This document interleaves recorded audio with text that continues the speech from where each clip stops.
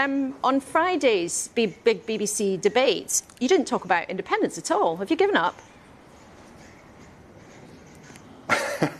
Not at all, Laura. And, you know, I trust the nous of the Scottish people to know that the Scottish National Party fully believe in an independent Scotland, and I'm sure all of your viewers already know that. Of course, we are in a general election campaign, and that means we need to focus upon the biggest issues at Westminster, and that's austerity, £18 billion of public sector cuts coming down the line, what the IFS regard as a conspiracy of silence, the consequence of Brexit, and of course the ongoing cost of living crisis which people are facing. We are willing to deal with these issues head on. We're willing to challenge an incoming Labour government on their conspiracy of silence with the Tories on these big issues, and hopefully following the general election we'll be able to put some guts into the House of Commons to deal with these issues in order to improve the outcomes for people in Scotland. But I don't remember ever seeing an SNP campaign like it, where basically anybody hardly ever mentioned the I word, and your party's policy was to treat this general election as a de facto referendum on independence.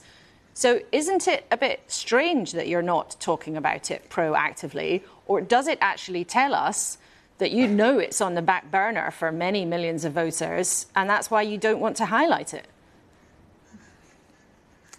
Well, of course, that was never an adopted party political position. Our position is very clear. The page 1, line 1 of our manifesto will say a vote for the SNP is a vote for an independent nation. That's what the SNP stand for. That is what we believe in. And of course, if we win the election, it will be for the UK Parliament, it will be for Keir Starmer, in all likelihood the next Prime Minister, to then determine whether he will adhere to the democratic wishes of the people of Scotland, or whether he'll simply follow the well-trodden path of Theresa May, of Boris Johnson, of Liz Truss and of Rishi Sunak by denying the democratic will of the people of Scotland. That's very much a question for the Labour Party. I'm fully focused on making sure that we win this election in Scotland, that we put independence in the forefront of people's minds, but we also focus heavily on the cost of living crisis, on the damage being caused by austerity, on the damage being caused by Brexit, and our positive vision to deal with that, to rejoin the European single market, to grow the economy by delivering net zero, to make sure that we have investment